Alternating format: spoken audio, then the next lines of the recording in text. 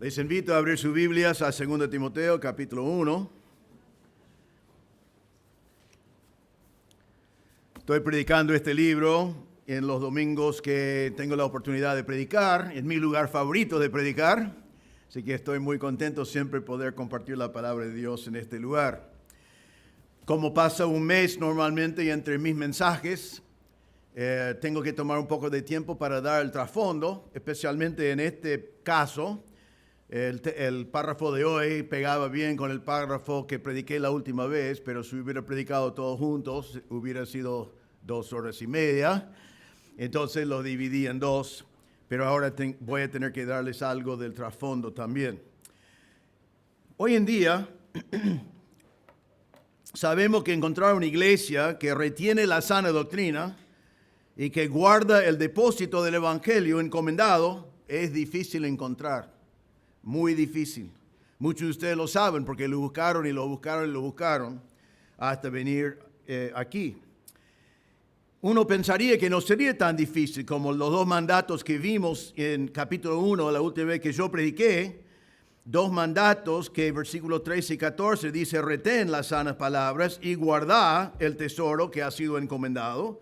Uno pensaría que no sería tan difícil, que una iglesia debe haber hecho así. Y uno preguntaría quizás, ¿no es una cuestión de entender y seguir la verdad que Dios ha revelado? Simplemente entenderlo y después mantenerlo. Y sí es, pero Pablo nos va a marcar hoy en el texto que vamos a ver que no es solamente así. No es simplemente el tecnicismo de entender la palabra de Dios y mantener la palabra de Dios como una decisión simple que nosotros tomamos.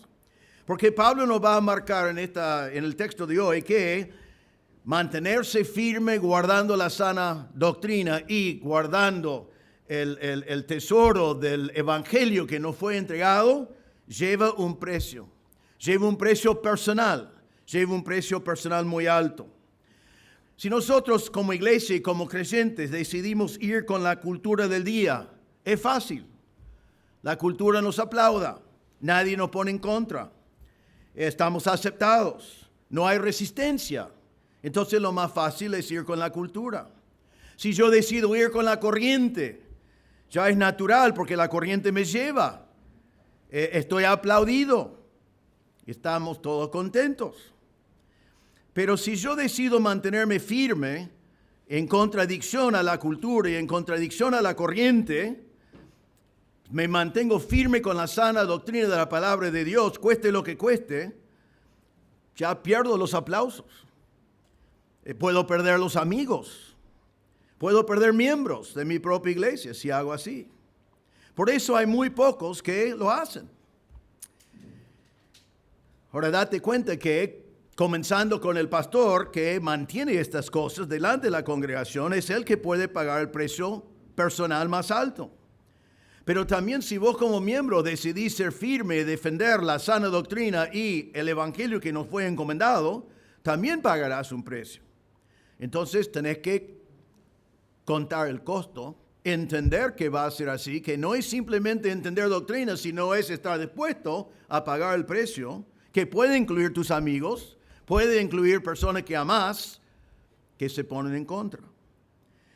Pablo nos mandó en el texto que yo prediqué la última vez, en 2 Timoteo 1, 3 y 4, nos dio 2 mandatos, a lo mejor se recuerdan. Dice: retén la norma de las sanas palabras que has oído de mí en la ley y el amor en Cristo Jesús. Guarda mediante el Espíritu Santo que habita en nosotros el tesoro que te ha sido encomendado. Primer mandato: retener. Significaba agarrar, poseer, tener. La norma, el estándar, el patrón que Dios nos ha dado. Dios ha definido lo que es la sana doctrina. Y debemos guardar y agarrar esas sanas palabras. Segundo mandato: guardar. Significa proteger, tomar medidas excesivas para guardar. Y vimos que significaba que algo que nos fue encomendado, que fue el evangelio, tenemos que recibir el evangelio, vivir el evangelio, proteger el evangelio y después entregar el evangelio a la próxima generación. Y tiene que pasar así, generación tras generación. Es el evangelio mismo. Y Pablo nos marca que eso fue el deber de Pablo. Pablo ahora está hablando principalmente a Timoteo aquí porque fue el deber de Timoteo, pero también es el deber mío y de nosotros los pastores, y es el deber de cada uno de nosotros. Pablo dijo a Timoteo en 2 Timoteo 2:2, lo que has oído de mí en la presencia de muchos testigos, esto encarga a hombres fieles que sean capaces de enseñar también a otros. Pero lo que Pablo nos va a mostrar hoy es que todo esto requiere un precio personal. No teológico, sino en lo personal. Y Pablo lo sentía, pesaba sobre Pablo la parte emocional que él tenía que enfrentar. Nosotros a veces pensamos que alguien como el apóstol Pablo no iba a tener sentimientos. A veces lo tenemos como si fuera un apóstol, como si fue Dios mismo, pero no fue un hombre como nosotros. Y el pasaje de hoy, él expresa sus sentimientos, las cosas que le costó mantener firme las sanas palabras y el evangelio que le fue entregado. En versículo 15, vamos a ver en un momento, comienza nuestro párrafo cuando Pablo dice esto. Ya sabes esto, que todos los que están en Asia me han vuelto la espalda. Todos los que están en Asia me han vuelto la espalda. Eran sus propios hijos en la fe. Algunos seguramente eran algunos colegas en el ministerio. Y ellos le dieron la espalda y tenían vergüenza de él y no querían estar asociado con él. Y eso fue porque él fue fiel en mantener la sana doctrina y el evangelio como fue entregado. Pero cada creyente tiene que contar ese mismo costo y decidir si estamos dispuestos a pagar un precio personal así. Pablo siempre hablaba de no estar avergonzados. Él de sí mismo dijo en Romanos 1:16, porque no me avergüenzo del evangelio, pues es poder de Dios para la salvación. Así que no voy a avergonzarme de eso. Dice en 2 Timoteo 2:12, Pablo dice, si perseveramos, también reinaremos con él. Si lo negamos, como algunos hacen, él también nos negará. Pablo dijo a Timoteo que no tenga vergüenza. En 2 Timoteo 1:8 dice Pablo a Timoteo, por tanto, no te avergüences del testimonio de nuestro Señor. Eso sería la parte teológico. Y después dice, ni de mí, prisionero suyo. No tengas vergüenza del mensaje, tampoco tengas vergüenza del mensajero. Y a nosotros la palabra de Dios dice lo siguiente, en 2 Timoteo 2:10 en adelante. Dice, por tanto, todo lo soporto por amor a los escogidos, para que también ellos obtengan la salvación que está en Cristo Jesús y con ella gloria eterna. Palabra fiel es esta, que si morimos con Él, también viviremos con Él. Si perseveremos, también reinaremos con Él. Si lo negamos, Él también nos negará. Si somos infieles, Él permanece fiel, pues no puede negarse a sí mismo. Entonces Pablo tenía que hacer el ministerio y no tener vergüenza. Timoteo tenía que seguir a Pablo y no tener vergüenza ni del mensaje ni del mensajero. Y nosotros también tenemos que ser fieles al Señor y a su palabra. Entonces hoy en el párrafo que vamos a ver, Pablo revela que él no fue exento de perder amigos por ser fiel a la sana doctrina. Él revela sus emociones personales y el precio personal que él tenía que pagar por ser fiel a la sana doctrina. Ahora, ¿por qué nos dice estas cosas? Primero, él quería animar a Timoteo a que fuera firme también. Y después él quería animarte a ti y a mí hoy en día que estemos firmes, reteniendo la sana palabra y guardando el evangelio que nos fue entregado. Vamos a leer y vamos a comenzar en versículo 13 para tener bien el contexto. Dice así, retén la norma de las sanas palabras que has oído de mí en la fe y el amor en Cristo Jesús. Guarda, mediante el Espíritu Santo que habita en nosotros, el tesoro que te ha sido encomendado. Ya sabes esto, que todos los que están en Asia me han vuelto la espalda, entre los cuales están Figelo y Hermógenes. Concede el Señor misericordia a la casa de Onesíforo, porque muchas veces me dio consuelo y no se avergonzó de mis cadenas. Antes bien, cuando estuve en Roma, me buscó con afán y me halló. El Señor le conceda que haya misericordia del Señor en aquel día. Además, los servicios que prestó en Éfeso, tú lo sabes mejor. Vamos a ver en versículos 15 a 18 tres emociones personales de Pablo que él tenía en defensa de la sana doctrina. Tres emociones de Pablo que él vivió en defensa de la sana doctrina. Primero, en versículo 15 vemos la desilusión por los que le dieron la espalda. La desilusión por los que le dio la espalda. Nosotros sabemos que a ninguno de nosotros nos gusta pensar que alguien nos da la espalda. Nadie quiere ser rechazado. Saben que vos no querés ser rechazado por nadie. Saben que Pablo no quería ser rechazado por nadie. Deben saber que sus pastores no es agradable ser rechazado por nadie. Pero aquí Pablo tiene que decir que los de Asia le dieron la espalda. Cuando es el mundo que te da la espalda, cuesta, pero se entiende. Pero a veces no es el mundo, sino es el mundo eclesiástico. A veces son hermanos sin discernimiento que no entienden el precio y la necesidad de mantener la sana doctrina y ellos te dan la espalda. Algunos se alejan, algunos te bloquean hoy en día, ¿no? Eso no pasaba, Pablo, pero si fuera posible lo hubieran bloqueado. Yo le puedo contar, entre muchas experiencias que he tenido como pastor, uno que creo que es simple y notable. Cuando yo vine a Argentina, una iglesia local me envió, como la Biblia manda, pero vine con una misión. Hay misiones que ayudan a los misioneros a llegar. Vine con una misión y estaba con esa misión por 20 años. Con esa misión ellos nos animaron a sentirnos como familia, fuimos instruidos a que los niños, había niños, hijos de otros misioneros que me llamaban tío, mis hijos tenían que llamar a esos otros misioneros tío y tía. La idea es que fuimos una gran familia haciendo la obra de Dios. Después de 20 años me di cuenta que la misión ya no estaba siendo fiel a su propia declaración de constitución, vamos a decir, de los principios bíblicos, por lo cual había ido con esa misión. Y yo fui hablando con ellos internamente sobre realmente un par de años, tratando de ver realmente qué es lo que estaban haciendo y qué estaban cambiando y cómo venía la mano. Y al final me di cuenta que ya no estábamos compatibles. Yo era igual, pero ellos habían cambiado su postura en cosas que yo consideraba importantes bíblicamente. Entonces, fue muy traumático, fue muy difícil, porque no se hace eso, pero cambiamos de misión. Ahora, cuando cambiamos de misión, perdí muchos sobrinos. Ya no me llaman más tío. Ya no eran los tíos de mis hijos. Realmente no me hablaron más.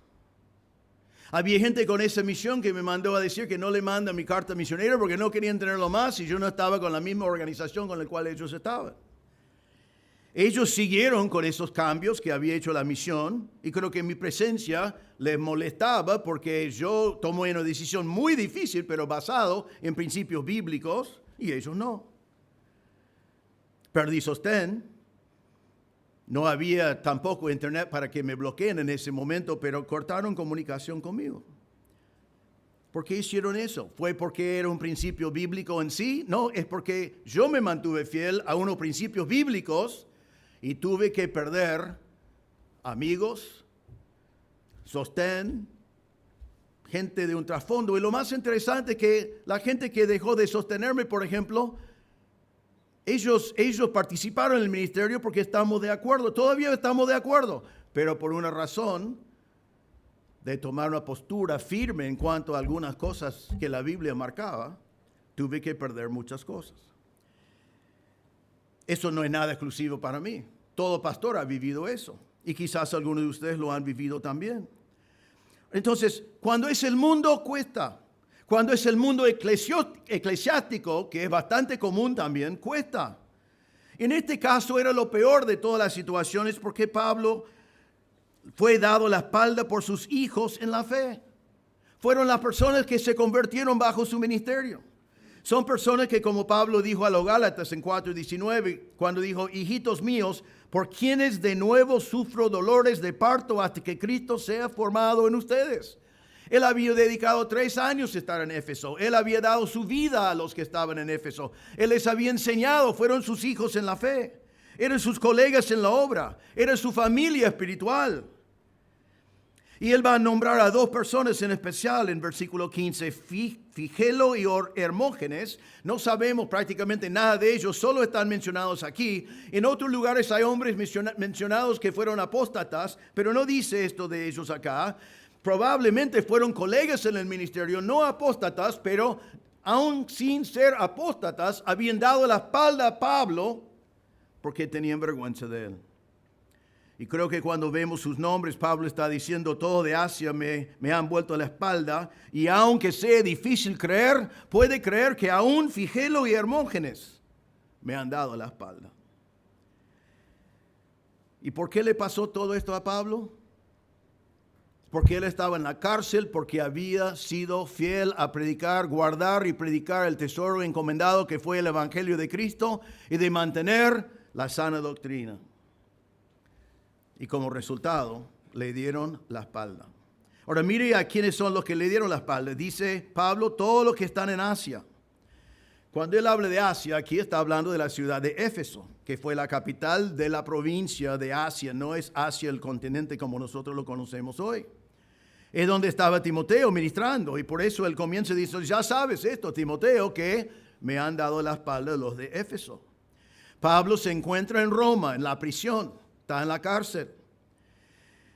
Ahora, cuando Pablo dice todos los que están en Asia me han vuelto la espalda, no está diciendo que cada creyente de Éfeso le habían dado la espalda. Timoteo estaba allí, él no le había dado la espalda. Y vamos a ver que este hombre Onesíforo no le había dado la espalda. Pero ¿quiénes le habían dado la espalda en Éfeso? Bueno, Pablo está en la prisión. Pablo sabe que va a morir. Él dice en 2 Timoteo capítulo 4, 3 capítulos después del texto que estamos mirando. Él dice, porque yo ya estoy para ser derramado como una ofrenda de libación. Y el tiempo de mi partida ha llegado. He peleado la buena batalla. He terminado la carrera. He guardado la fe. Él está anunciando que él ya sabe que va a morir. Él sabe que su tiempo en la tierra y su tiempo sirviendo al Señor aquí se termina. Él dice en el mismo capítulo 4 que el Señor no le ha abandonado. El Señor ha sido fiel. Él dice en versículo 17, pero el Señor estuvo conmigo y me fortaleció a fin de que por mí se cumpliera cabalmente la proclamación del mensaje y que todos los gentiles oyeran. Él dice, el Señor me librará de toda obra mala y me traerá a salvo a su reino celestial. A Él sea la gloria por los siglos de los siglos. Amén. Pablo dice, el Señor no me ha abandonado. El Señor está conmigo. Y aunque yo sé que voy a morir, el Señor me va a llevar a su reino. No tengo nada de temer. Pero mientras que él decía todo eso, y haciendo referencia a lo que él dice aquí en versículo 15, el cuarto capítulo dice estas palabras. Versículo 16. En mi primera defensa delante del imperio romano, nadie estuvo a mi lado, sino que todos me abandonaron. Y él dice al Señor que no se les tenga en cuenta.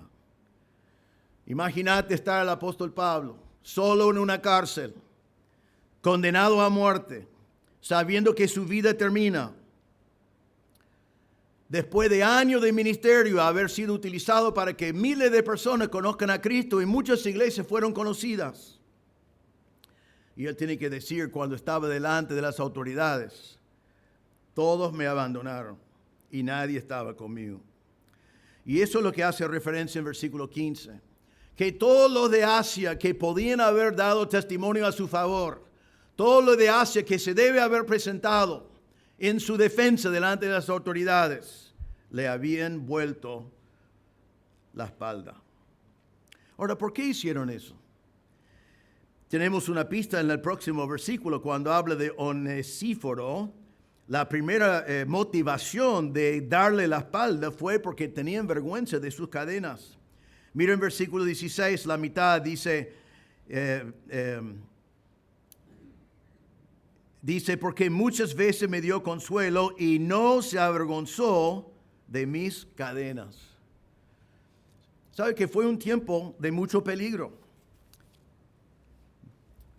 Pablo no solamente fue siendo perseguido por su fe, sino fue considerado un criminal por el Imperio Romano. Tenemos que entender bien el contexto y todo lo que estaba pasando. En el año 64, después de Cristo, Roma se quemó. Un fuego famoso, se quemó una gran parte de la ciudad de Roma en el año 64. Según la historia, siempre el sospecho fue que lo hizo el emperador Nerón. Siempre fue creído que Nerón quería reedificar a Roma y la única manera de hacerlo fue que la ciudad fuera quemado. Entonces él hizo el fuego y él dejó a la ciudad quemarse. Obviamente la gente sospechaba eso, estaban enojados y molestos, estaba en peligro el imperio de Nerón. Entonces famosamente eso es cuando la persecución de los romanos a los cristianos comenzó con fuerza. Porque Nerón, para que no lo miren a él, dijo, no fui yo, sino fue este nuevo grupo que son los cristianos. Ellos lo hicieron, ellos están en contra del imperio, ellos están en contra a que haya otro Señor que el Señor. Entonces ellos comenzaron el fuego.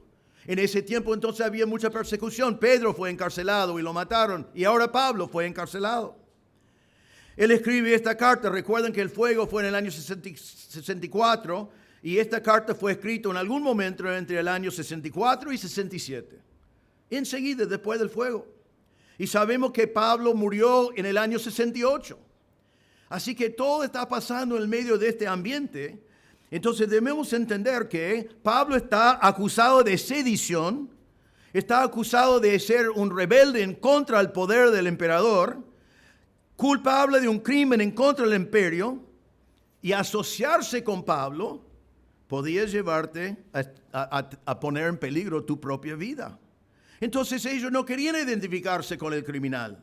Tenían vergüenza de sus cadenas. No querían asociarse con uno acusado de sedición en contra del imperio. Ellos no querían pagar el precio. El precio era demasiado alto para ellos. Ellos tenían vergüenza de las cadenas de Pablo, porque si se asociaban con las cadenas de Pablo, podían perder su vida, podían perder su estatus en la sociedad, podían perder un montón de cosas. Ahora aquí es muy fuerte la palabra que está utilizado, que todos le han vuelto la espalda. En la Reina Valera dice que todos le abandonaron. Eso también nos impacta, pero realmente la palabra significa dar vuelta a la espalda. En algunos textos de la Biblia, la palabra está utilizada para apostatar. Cuando alguien se aparta del Señor, usan la misma palabra. Por ejemplo, en 2 Timoteo 4:4 dice, apartarán sus oídos de la verdad. Esa palabra apartarán es la misma palabra. Algunos dicen, bueno, por allí ellos aquí le dieron la espalda porque habían rechazado su doctrina, pero no es lo que dice. Sino observen que fue algo muy personal, porque dice, ya sabes esto, que todos los que están en Asia me han vuelto la espalda.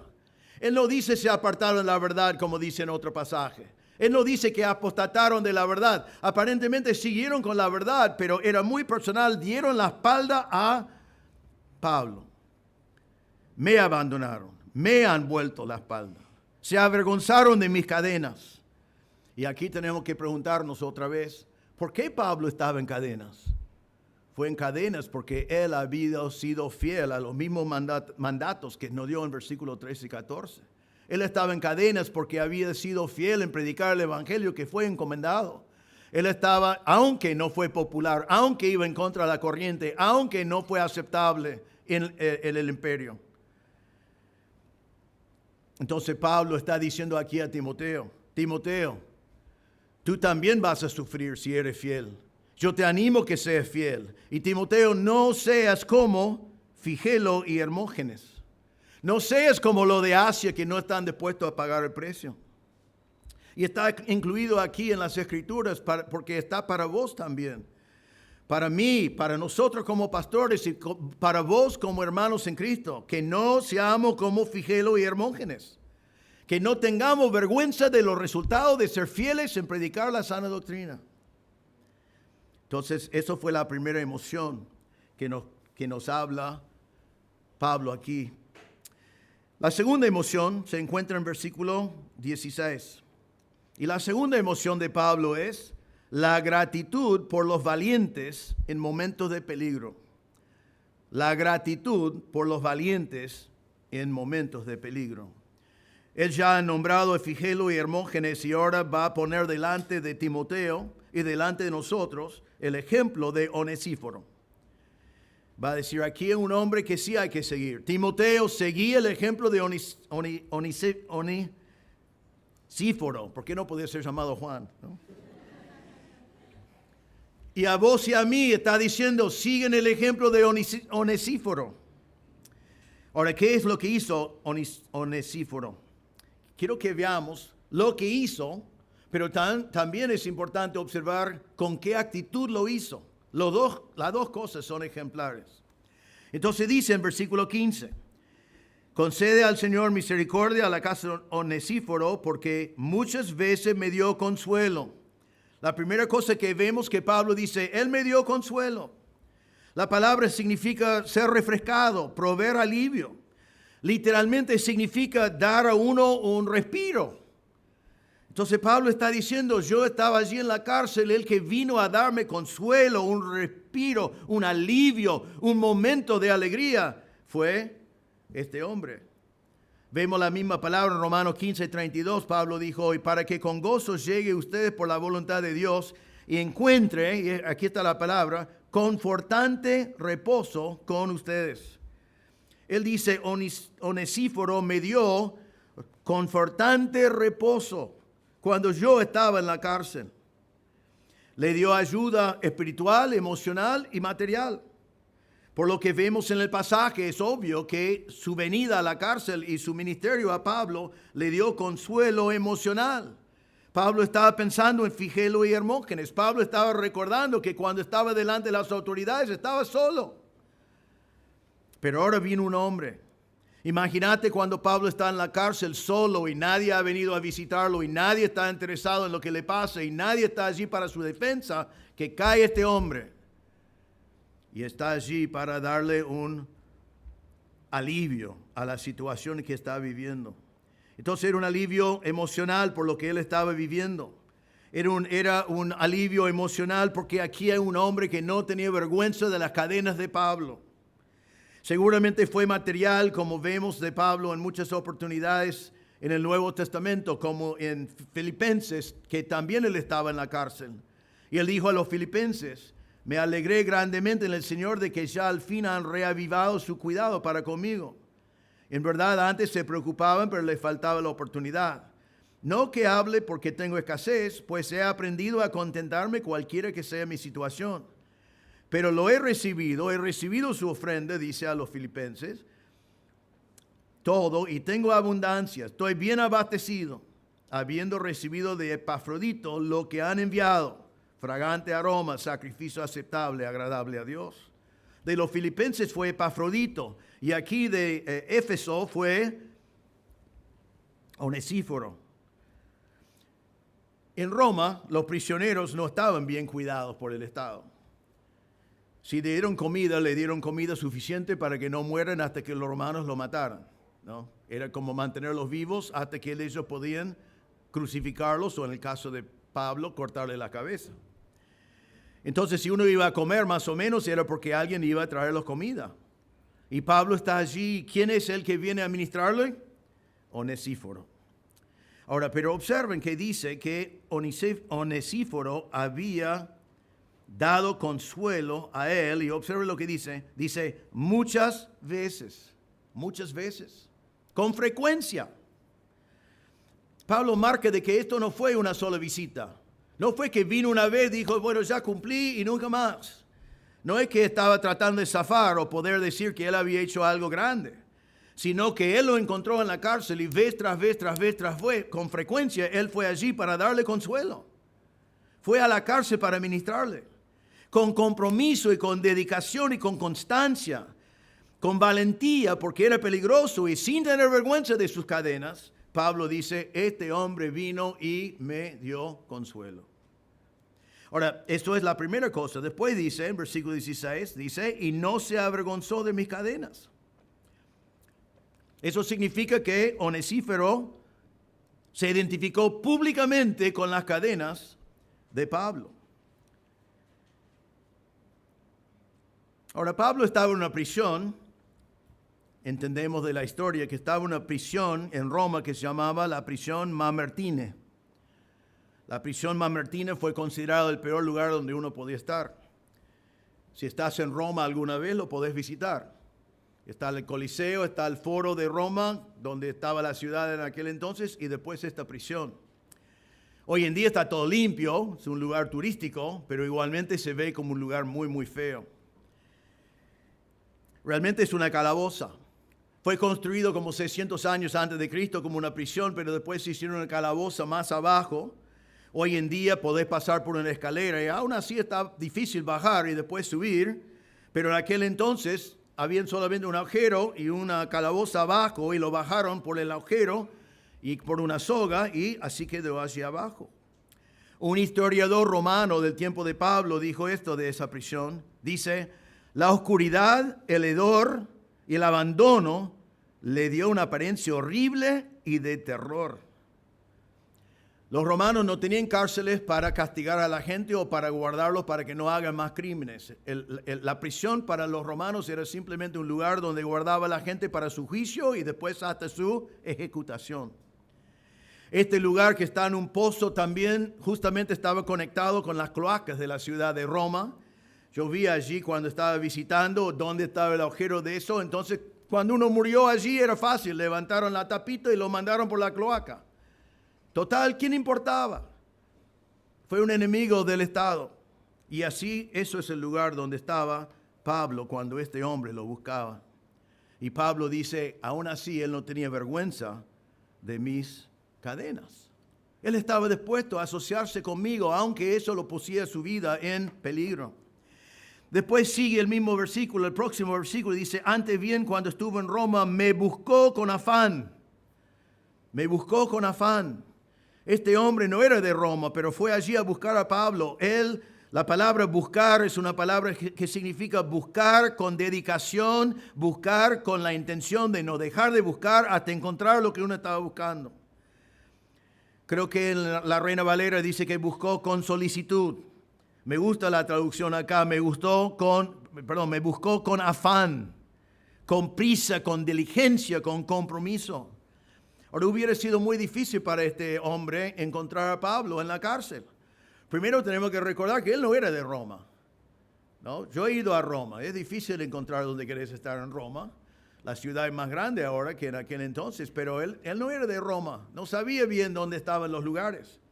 También tenemos que entender que probablemente estamos hablando de meses después de este gran fuego que quemó mucho de Roma. Es muy factible que algunas prisiones quedaron quemados. Había destrucción por todas partes. Y él está andando por una ciudad donde la gente está en graves problemas y están viendo cómo van a reconstruir y ellos mismos están en caos. Y él está yendo de lugar a lugar a lugar diciendo, ¿conoces a un tal Pablo que puede estar en una cárcel? Fue muy difícil. No podía ir a la iglesia y preguntar a los creyentes, pero los creyentes estaban tratando de decir nosotros a Pablo no lo conocemos, porque ellos tenían vergüenza de sus cadenas. No querían asociarse con él porque no querían sufrir el mismo resultado que él estaba sufriendo. Y una vez que él encontró dónde estaba Pablo, imagínate la dificultad que fue que le permitieron entrar en la cárcel. ¿No? Nosotros hoy en día lo llamamos burocracia. ¿Por qué le van a dejar a este hombre entrar? Seguramente si fuera como hoy, Argentina hoy en día hubiera dicho, ¿y vos sos pariente? No. ¿Y por qué querés entrar? Y soy un hermano en Cristo. ¿Eso qué será? Así que vos estás identificado con el Cristo, por lo cual él está en la cárcel. Pero él buscó y buscó y buscó por toda la ciudad, por todos los cárceles, por todo lo que había, y encontró permiso para entrar con gran afán. Esa palabra significa que se dedicó. Nada iba a frenar a este hombre. No iba a volver a Éfeso sin ministrar a Pablo. Lo buscaba con denuedo, con coraje, con lealtad y con mucho peligro. Esto sería, algunos de ustedes que son más grandes pueden relacionarse con esto, pero esto sería como buscar aquí en Argentina un desaparecido alrededor del año 78. En ese tiempo, un amigo de un desaparecido fácilmente podía desaparecer. no había juicios, sino era simplemente un peligro. Entonces la gente que quería buscar a esa gente tenía que hacerlo con muchísimo cuidado y tener cuidado de no asociarse demasiado con esas personas porque le puso también en peligro a ellos. Eso es lo que él encontró. Pero dice acá que él lo buscaba y lo buscaba y lo buscaba. Y al final del versículo 17 Pablo dice, me buscó con afán y me halló. Cuando Pablo dice me halló, eso es una exclamación de gozo. Imagínate, Pablo, me encontró. Y allí estaba yo en la cárcel sufriendo y pensando todo lo que podía haber sido pensando, que nadie le estaba ayudando en su defensa, que todos le habían abandonado, que estaba allí solo, sufriendo en esa miseria que fue esa cárcel. Y este hombre aparece. Y él dice, me halló, me halló, me halló. Gozo y alegría de encontrar a alguien después de tanto tiempo, alguien que le buscaba, alguien que quería ministrarle, algo que le podía dar noticia de lo que estaba pasando. Ahora yo como un pastor, si algún día yo estuviera en la cárcel por servir a Cristo, que eso nunca me ha pasado, si algún día he perdido amigos y cosas por servir al Señor, eso sí me ha pasado. Yo quiero alrededor mío colaboradores como Onesíforo. Personas que están dispuestos a mover el mundo para estar allí, para ministrar a la persona que está pagando un precio por ser fiel a la sana doctrina de la palabra de Dios. Qué contraste entre Figelo y Hermógenes y este hombre Onesíforo. Pablo dice a Timoteo, Timoteo, no seas como Figelo. Timoteo, seas como Onesíforo. Pablo está diciendo a vos y a mí hoy que cuando alguien está pagando el precio por ser fiel a la palabra de Dios, no seas como Figelo, seas como Onesíforo. Pablo entonces expresa su gratitud después de nombrar las cosas por lo cual está agradecido. Y es interesante, en versículos 16 y 18 dice casi lo mismo dos veces. Versículo 16. Dice, concede el Señor misericordia a la casa de Onesíforo. Concede misericordia el Señor. Ahora es interesante que dice la casa de Onesíforo. En versículo 8 va a decir a Onesíforo mismo, pero aquí habla de su casa, su familia, los que viven en su hogar. Él había puesto su vida en peligro. Muchos comentaristas especulan que él había muerto, que es muy posible, que en buscar a Pablo puso su vida en peligro. Al ministrar a Pablo vez tras vez tras vez, se identificaba con él que estaba en contra del imperio, y es posible que él había muerto, no nos dice con seguridad, pero Pablo dice, pide al Señor misericordia para su familia. Toda su familia estaba involucrada.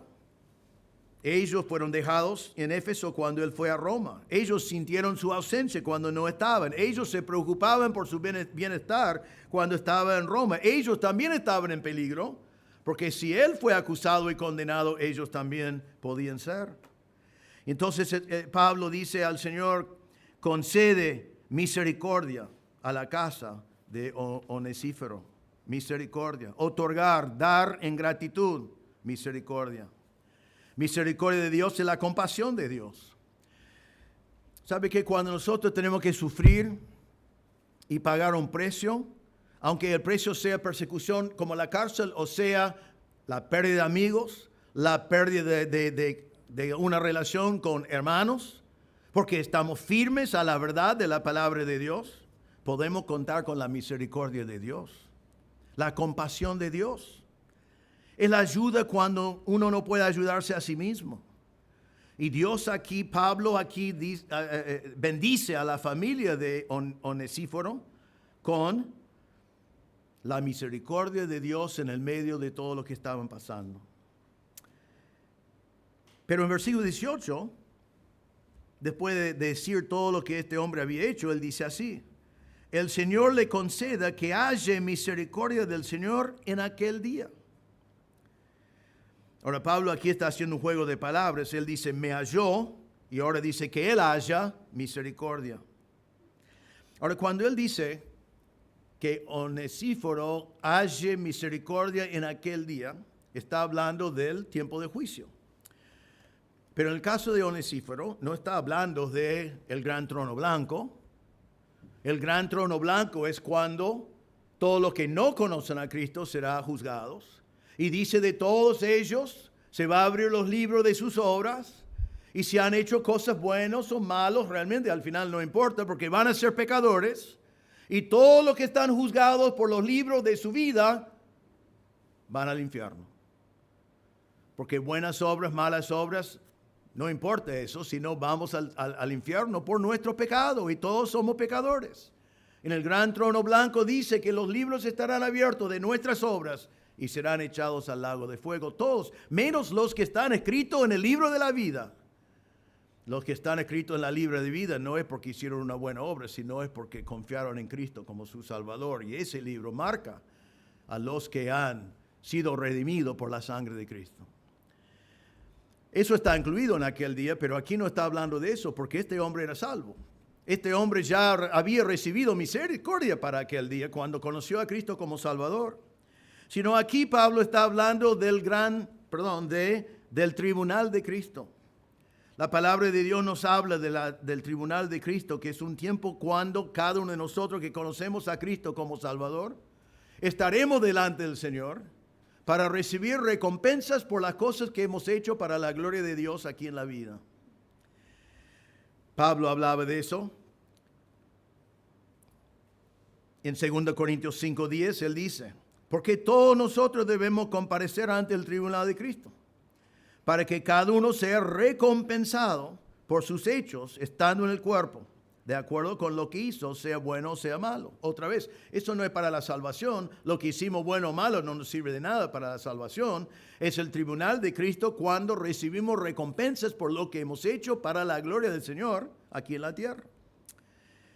1 Corintios 3, Pablo da más explicación. Dice, la obra de cada uno se hará evidente, porque el día le dará a conocer, pues con fuego será revelada. El fuego mismo probará la calidad de la obra de cada uno.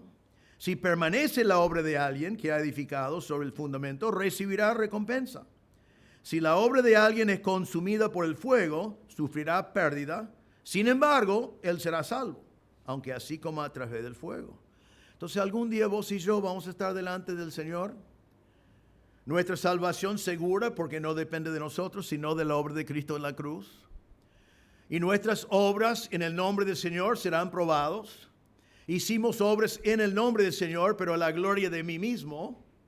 O si hicimos cosas en el nombre del Señor, pero en el poder de mí mismo, todas esas obras serán quemadas y no hay recompensa. Hay recompensa cuando hacemos las cosas para el Señor, para la gloria del Señor, en el poder del Señor, para que toda la gloria sea para Él. Entendemos de Apocalipsis que estas recompensas serán coronas. Y más adelante vamos a poder tomar esas coronas que nosotros recibimos por haber hecho obras que glorifiquen al Señor y vamos a poder presentarlo delante del Señor, dándole también la recompensa que hemos recibido para que toda la gloria sea para Él. Ahora aquí Pablo dice, el Señor concede a Onesíforo que haya misericordia del Señor en aquel día, en el tribunal de Cristo. No sabemos si murió o no. Sabemos fue muy solícito en servir. Sabemos que puso su vida en peligro. Sabemos que sufrió cosas. Sabemos que él sintió el olor de esa prisión. Sabemos que él estaba en esa oscuridad y ese lugar tan feo. Sabemos que ministró a Pablo vez tras vez, tras vez, tras vez.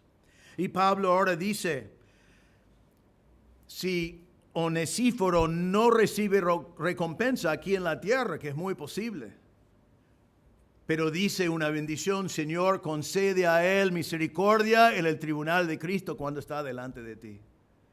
¿Sabe qué? Algún día nosotros lo vamos a conocer a este hombre. Yo le voy a dar un sobrenombre, Juancito.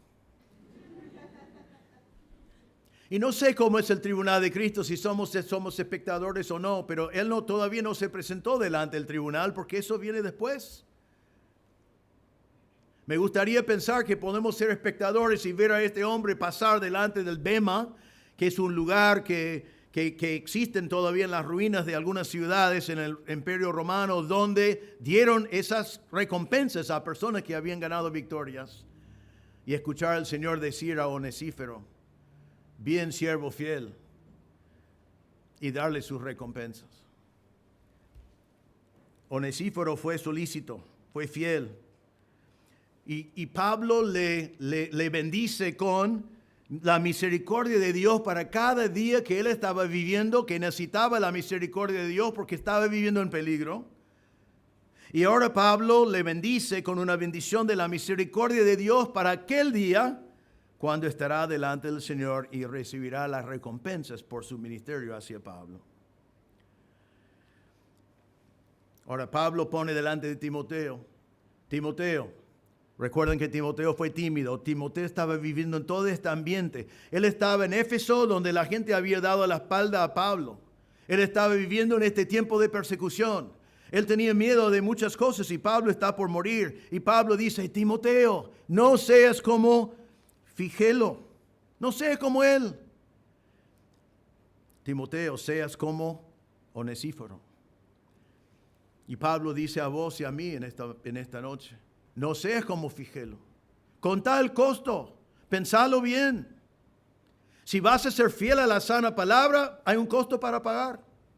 Si vas a ser fiel al evangelio cuando todo el mundo está diciendo que todos los caminos llegan al cielo, va a haber un precio para pagar.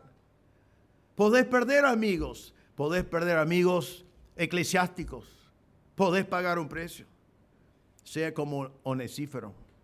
Y que el Señor te dé misericordia hoy cuando estás en la lucha, y que el Señor te dé misericordia cuando estás en el tribunal de Cristo. Entonces Pablo, esta segunda emoción, su gratitud por el ministerio de este hombre que fue fiel en momentos de prueba. La tercera emoción se encuentra en la última frase del versículo 18 y lo vamos a llamar el aprecio por la constancia de su servicio. La última frase parece algo agregado, pero tiene mucha importancia. Dice, además, dice Pablo a Timoteo, los servicios que prestó Onesíforo en Éfeso, tú lo sabes mejor. ¿Sabe que quizás está pensando, yo quiero ser como Onesíforo y si algún día el pastor está en la cárcel, ese pastor, ¿no? Si algún día él está en la cárcel por predicar el evangelio, yo voy a ser como Onesíforo. O quizás está pensando, si estuviéramos bajo persecución así, ¿qué haría yo? ¿Sería como él o no? Bueno, este hombre Onesíforo, que fue tan solícito en ministrar a Pablo a costo de posiblemente de su vida, él no vino de la nada. Él fue fiel en la crisis. Pero también esta última frase nos dice que él fue fiel también diariamente en la rutina, como estilo de vida. Eso fue como fue, aun cuando no había prueba. En su rutina en Éfeso, él fue un siervo, dice su servicio que prestó. Él comenzó sirviendo al Señor cuando estaba todo tranquilo. Él comenzó siendo fiel al Señor en su servicio cuando era fácil. Él comenzó siendo un siervo fiel al Señor cuando no había una crisis. Él fue un hombre fiel, fue un hombre servicial. Él estaba sirviendo al Señor. Él es como la persona de que el Señor habla en Lucas 16:10 cuando dice, el que es fiel en lo muy poco, es fiel también en lo mucho. Es como lo que vemos en la parábola en Mateo 25:23. El Señor le dijo, bien siervo fiel, bien y fiel. En lo poco fuiste fiel, sobre mucho te pondré.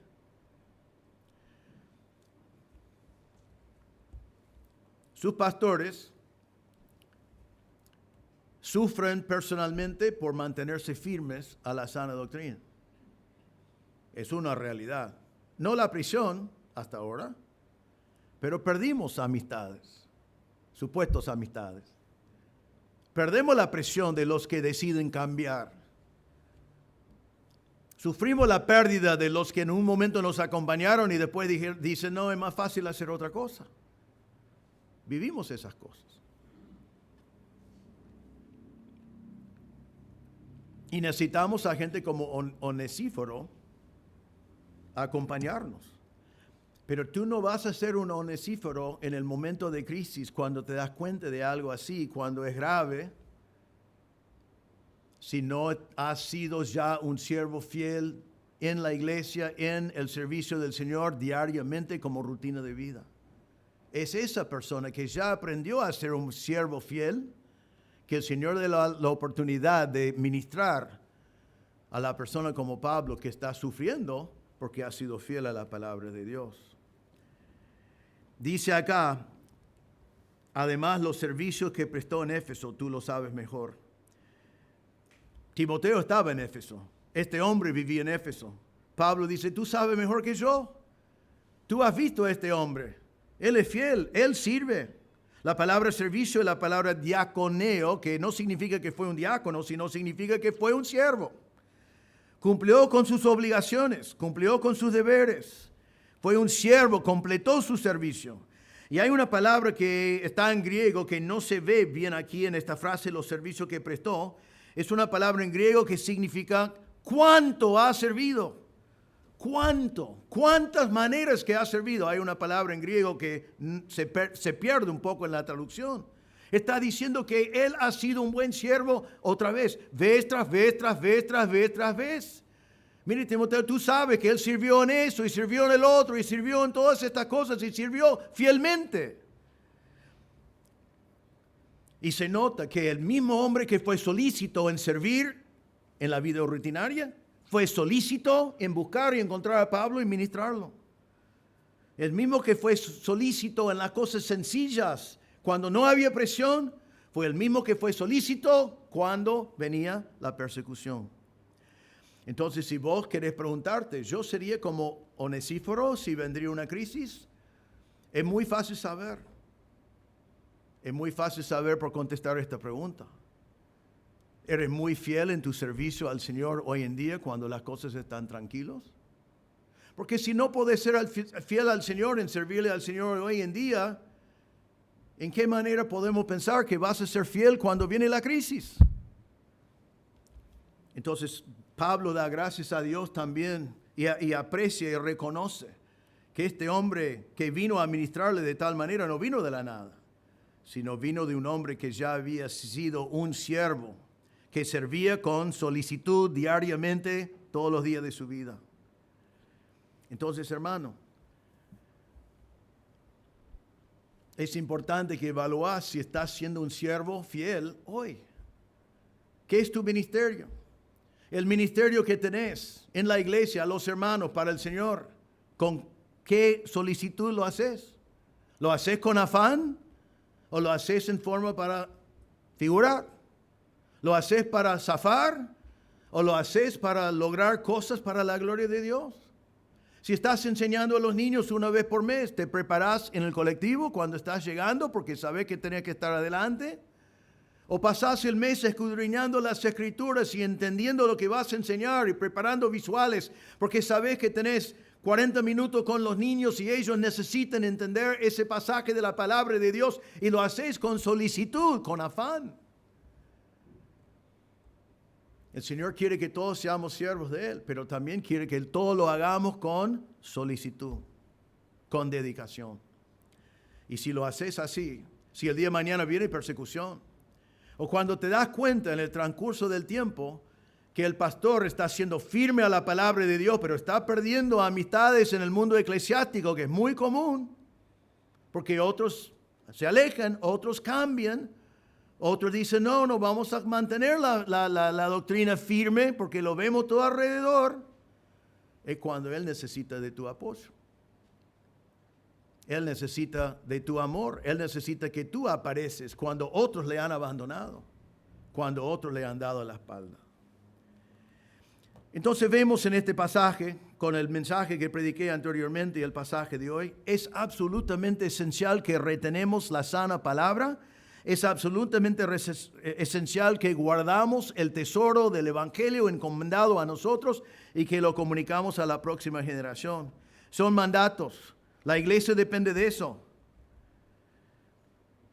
Y nosotros queremos que esta iglesia siempre sea así. No solamente eso, pero enviamos misioneros y pastores, iglesias hijas que también mantienen la sana doctrina. Para hacer eso, vimos en el último mensaje que yo prediqué, tenemos que conocer la sana palabra y tenemos que ser fiel con ese tesoro que nos ha sido encomendado a recibirlo, protegerlo y entregarlo a la próxima generación. Pero hoy vemos que también no es simplemente un asunto de verdades, es un asunto de que si yo estoy dispuesto a pagar el precio que tengo que pagar a veces en este mundo para mantenerme firme con la sana doctrina. Porque voy en contra de la corriente, porque voy en contra a la cultura, porque a veces voy en contra de la cultura eclesiástica y necesito estar dispuesto a pagar el precio. ¿Estás dispuesto a mantenerse firme con el Evangelio y la sana doctrina si significa perder amigos del mundo? ¿Estás dispuesto a ser fiel y mantener la sana doctrina si significa perder amigos creyentes? ¿Estás dispuesto a ser fiel a mantener la sana palabra y la sana doctrina si significa ser abandonado por colaboradores o aún personas que has ganado para Cristo? Si esto pasó a Pablo, ¿cuánto más puede pasar a nosotros? Es doloroso, es doloroso. Te desorienta. Yo puedo dar testimonio, te desorienta. Estudias la palabra con alguien, como yo hice con personas en la facultad bíblica, y pasan los años y ves que todos estamos de acuerdo cuando aprendimos estas doctrinas, y pasan los años y uno tras el otro abandona cosas que dijeron haber creído y ya hay una distancia y algunos ya perdés amigos. ¿Está dispuesto? Si sea necesario pasar ese dolor para mantener firme el Evangelio tal cual como nos fue entregado y la sana doctrina. Tenés que decidir. Tenés que decidir si vas a ser figelo, que tenía vergüenza, que tenía miedo, que daba la espalda a Pablo, porque Pablo estaba encadenado porque había sido fiel en comunicar la palabra de Dios y ahora no convenía asociarse con Pablo. Vas a ser como figelo que cuando hay un costo para pagar para mantener la verdad bien claro que vos abandonás. O vas a ser como Onesíforo, que sirve con solicitud diariamente todos los días de tu vida y que está preparado para la defensa de la sana palabra en momentos de crisis. Sin vergüenza, sin temor, frecuentemente, sin parar, hasta se cumple tu ministerio. Pablo dice que vale la pena. Si decidís ser fiel al Señor, sirviéndole ahora y sirviéndole en la crisis, Pablo dice, tendrás la misericordia de Dios diario que vas a necesitar. Y tendrás la misericordia de Dios en el tribunal de Cristo cuando el Señor entregue sus recompensas. Yo no sé de ustedes, pero tengo mucho deseo algún día de escuchar al Señor decirme, bien, siervo fiel. No sé si me lo va a decir. Espero que sí. Pero Él es el que conoce mejor el corazón. Pero esas son las palabras que yo quiero escuchar. Qué grande será ese día si el mismo Señor nos dice a mí o te dice a ti, bien, siervo fiel. Pero ¿quién vas a ser? ¿Figelo o Onesíforo? ¿Serás firme tú en defender la sana doctrina?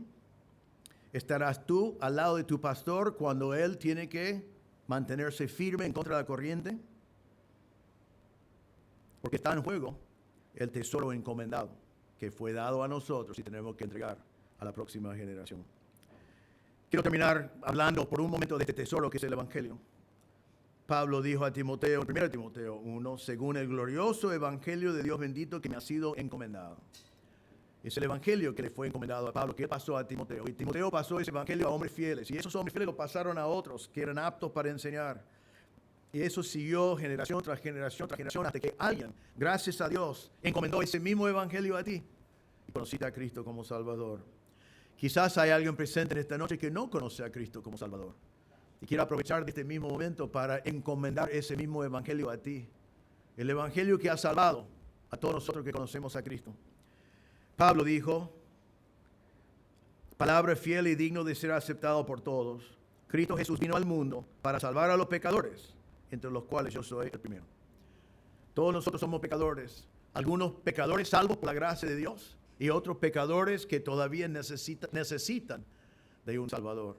La Biblia dice, por cuanto todos pecaron y están destituidos de la gloria de Dios. La palabra de Dios dice que la paga del pecado es la muerte eterna en el infierno. Es por eso que Cristo vino, porque vos no puedes salvar a ti mismo. La palabra de Dios dice que todas tus buenas obras son como trapo de inmundicia. La salvación no es por obras, sino es por fe en la obra de Cristo en la cruz. Él pagó la cuenta por todos tus pecados. En este momento te comparto ese gran tesoro que me fue encomendado en un momento a mí. En este mismo momento donde estás sentado, el Señor ve tu corazón, Él está presente, puedes hablar con el Señor. Poder reconocer delante del Señor y decir, Señor, soy un pecador. Entiendo que mis obras no me van a salvar, así que estoy rumbo al infierno eterno. Estoy arrepentido de mi pecado, pero necesito de un Salvador. Y decirle al Señor que hoy crees que Jesucristo es el Salvador. Que crees que en la cruz Él murió por todos tus pecados. Que crees que Él resucitó para dar victoria sobre el pecado y sobre la muerte. Ponga tu fe en el Señor Jesucristo. El que cree en Él, Él prometió darte salvación, perdón de pecado y vida eterna. Si estás aquí sin Cristo, orá sin tu corazón ahora. Podés conocer a Cristo antes de salir de este lugar y tener perdón y vida eterna. Señor, te damos gracias por tu palabra. Te damos gracias que en este pasaje Pablo compartió su corazón.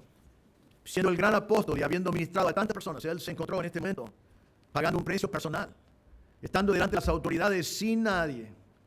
Solo tú estabas con él. Todos los demás le habían abandonado.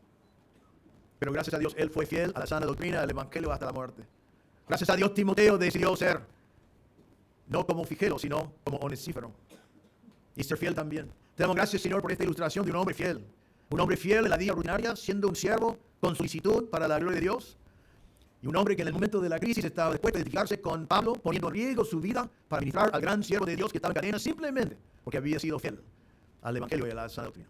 Señor, pedimos que todos nosotros hoy podemos decidir no ser Figelo. Es asqueroso pensar en hacer eso. Y que decidamos ser un Onesíforo. Hoy en día, en nuestro servicio, el día de la mañana, en cualquier crisis. Que seamos solícitos en nuestro servicio hacia ti. Si hay alguien presente, Señor, sin Cristo, pido que tu Espíritu Santo le convence en este momento de su pecado y su necesidad de poner su fe en Cristo.